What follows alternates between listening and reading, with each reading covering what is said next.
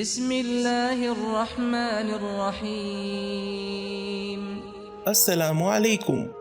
المصطفیٰ عالمی یونیورسٹی کے short term courses اور اسرا انسٹیٹیوٹ کے تعاون سے عقائدی شبہات اور ان کے جوابات آپ کے پیش خدمت۔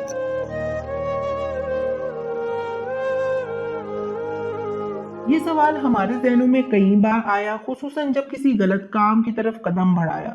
آخر خدا نے شیطان کو کیوں خلق کیا؟ اگر وہ نہ ہوتا تو ہم گمراہ بھی نہ ہوتے اور ہم اس کے فریب میں نہ آتے۔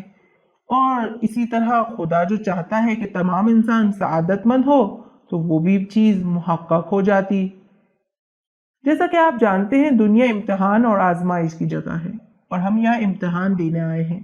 جس طرح مصیبتیں اور بلائیں انسان کا امتحان ہیں، اسی طرح شیطان بھی انسانوں کے لیے ایک امتحان ہے کہ ہم کتنے مضبوط اور طاقتور ہیں، ہم میں کتنی جان اور ہمارا ارادہ کتنا پختہ ہے کہ وہ شیطان کے وسوسوں کا مقابلہ کر سکتا ہے۔ اس کے علاوہ اگر شیطان کے وسوسوں پر ہمارا ارادہ غالب آ جائے اور ہم اس کی باتوں اور وسوسوں میں نہ آئے تو ہم سعادت کی طرف جلد پہنچ سکتے ہیں۔ ایک طرح سے شیطان کے وسوسوں سے بچ کر ہم تیزی سے اپنی مقصد اور کمال تک پہنچ سکتے ہیں۔ تو جس طرح جہنم کا خوف ایک خیر ہے، اسی طرح شیطان کے وسوسے بھی ہمارے لیے خیر ہو سکتے ہیں اگر ہم اس سے فریب نہ کھائیں۔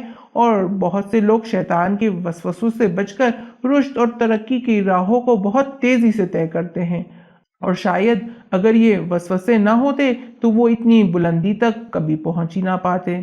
لیکن پھر ان کا کیا جو شیطان کے وسوسوں میں آ جاتے ہیں؟ تو دیکھیں، خدا نے شیطان کو اتنی قدرت نہیں دی کہ وہ ہم پر مسلط ہو جائے۔ سورہ حجر کی آیت 42 میں خدا شیطان سے خطاب کر کے کہہ رہا ہے، میرے بندوں پر تیرا کوئی اختیار نہیں علاوہ ان کے جو گمراہیوں میں تیری پیروی کرنے لگے۔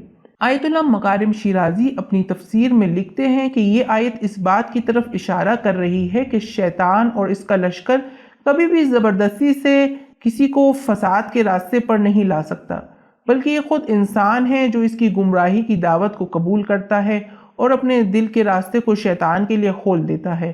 اور مزے کی بات یہ ہے کہ قیامت کے دن یہ اپنے پیروکار سے کہے گا کہ میرے تمہارے اوپر کوئی تسلط نہیں تھا سوائے اس کے کہ میں نے تم کو دعوت دی اور تم نے اسے قبول کر لیا، تو اب تم میری ملامت نہ کرو بلکہ اپنے نفس کی ملامت کرو۔ آخر میں اس نقطہ کی طرف توجہ رکھیں کہ کوئی بھی استاد امتحان اس لیے نہیں لیتا کہ اس کے شاگرد فیل ہو جائے یا کم نمبر آئے، بلکہ وہ سست شاگرد ہے جو فیل یا کم نمبر لاتے ہیں۔